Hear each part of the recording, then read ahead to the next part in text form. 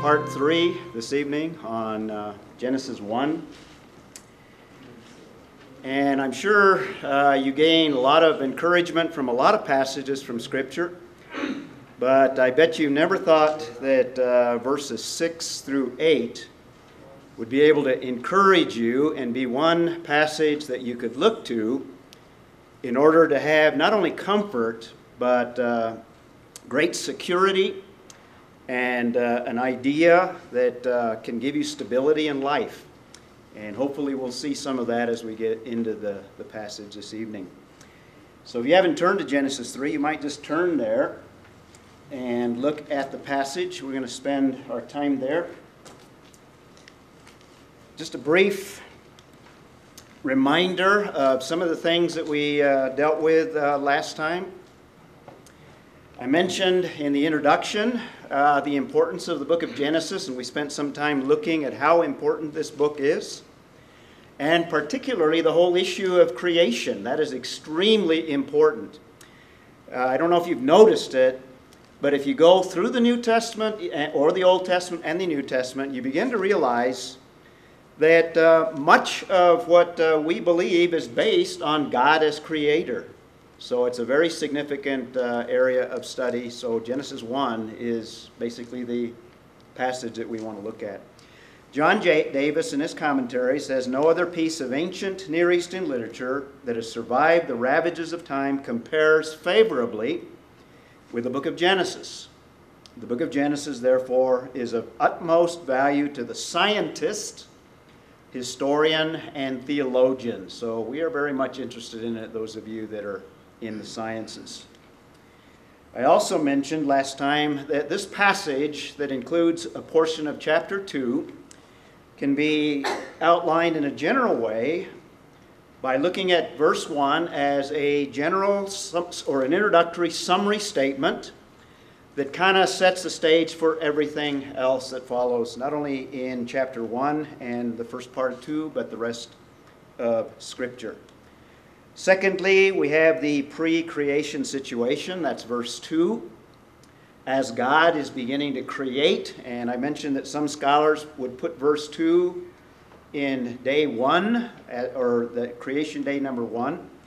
And then we have the creation narrative itself, beginning in verse 3, running through verse 21. And that is broken into 2 parts that we'll look at. We're in the midst of that one. And then chapter 2 begins a concluding summary statement, and then the final part is verses 2 and 3 of chapter 2 is a Sabbath, something of an epilogue.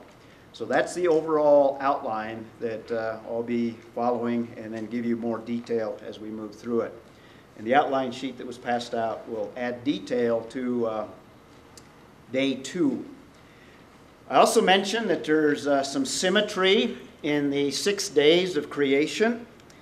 The first 3 seem to address or correct the formlessness that we saw in verse 2. The earth was without form and void, tohu vabohu.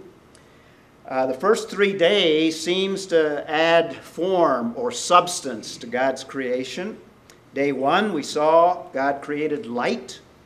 Now, it's assumed that other things were created, perhaps simultaneously or before light. We'll talk a little about that this evening.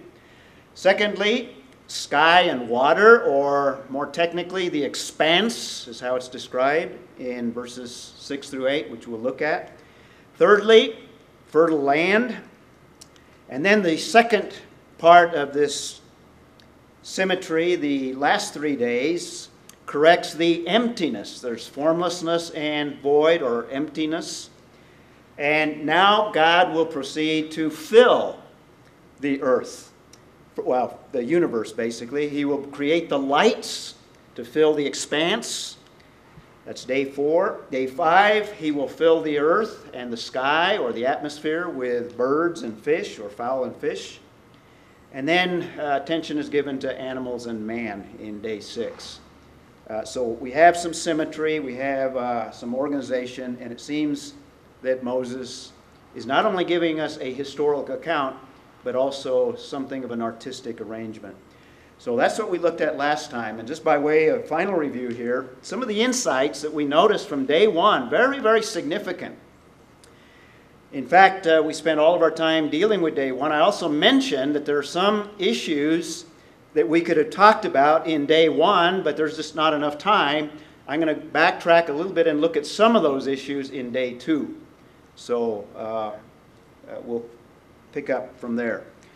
One of the most important insights from not only day 1, but even going all the way back to verse 1.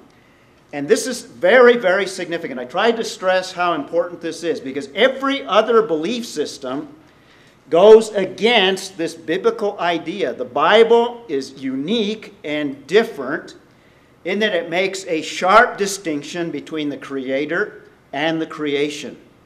If you study ancient religions, all of those polytheistic religions, in many ways join the creation with their gods. There's not that distinction where in the beginning God, separate, already there before creation, distinct, or we call that transcendent.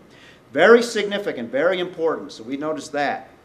We also notice that each of the days began with, "And God said," tying His creation to His Word, and in fact gives us the means of His creation. God created by speaking things into existence, tying it to His Word, and we also mentioned in that, by tying it to His Word, there's a direct relationship between the revealed Word, the verbal revelation, and the what you might call the creative revelation. There's a revelation contained within God's creation. Romans 1, Psalm 19, the heavens declare the glory of God. That all begins by God speaking His creation into existence. Thirdly, I just mentioned it's the means of creation by His Word, and there's many other passages that confirm that. Psalm 33 for one.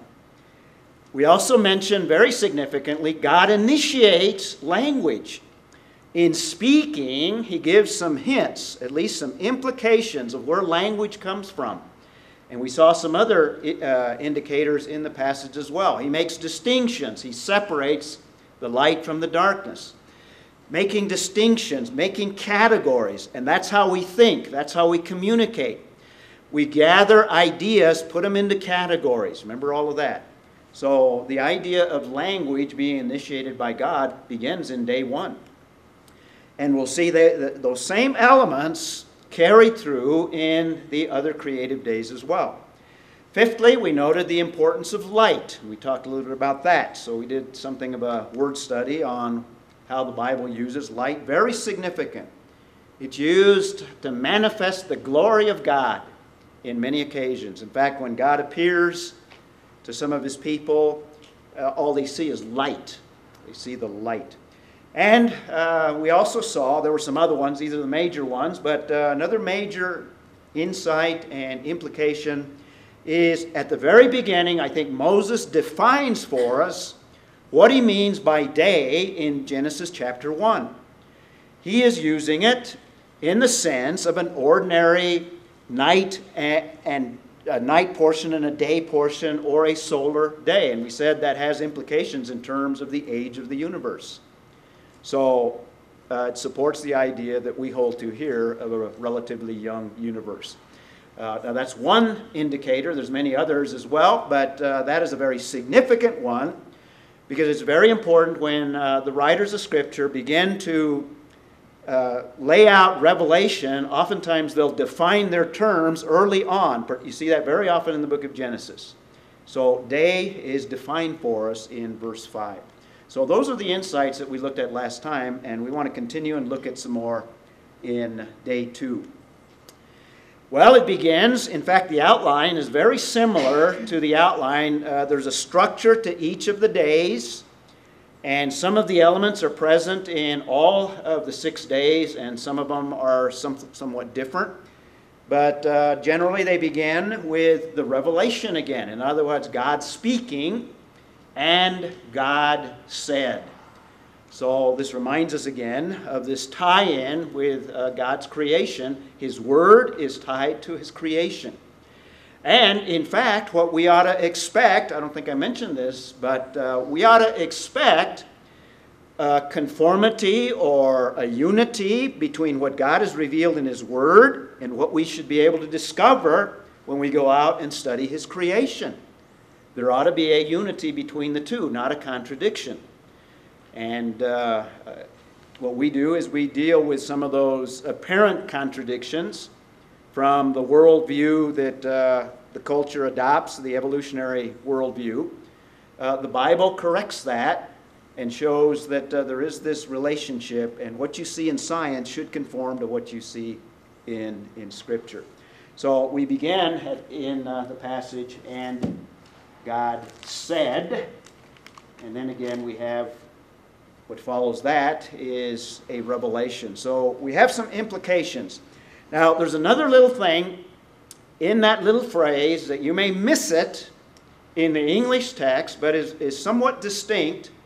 And we could have used this in our introductory session, or we could have done it last week, because it actually has the same little construction in verse 3 as what you find in verse 6.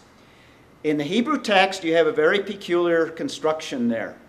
It says, and, it's a vav in the Hebrew, but it's a very particular type of vav. The vav in Hebrew is basically just and. Now you say, well, what's so important about that? Well, there's a particular kind that introduces historical material, and it's called a vav consecutive. There are different types. So let's discuss briefly an implication that relates to the historicity of this whole passage, which, by way of implication, if not more directly, is contained in that little one letter of the Hebrew alphabet that we would translate into English and. All right?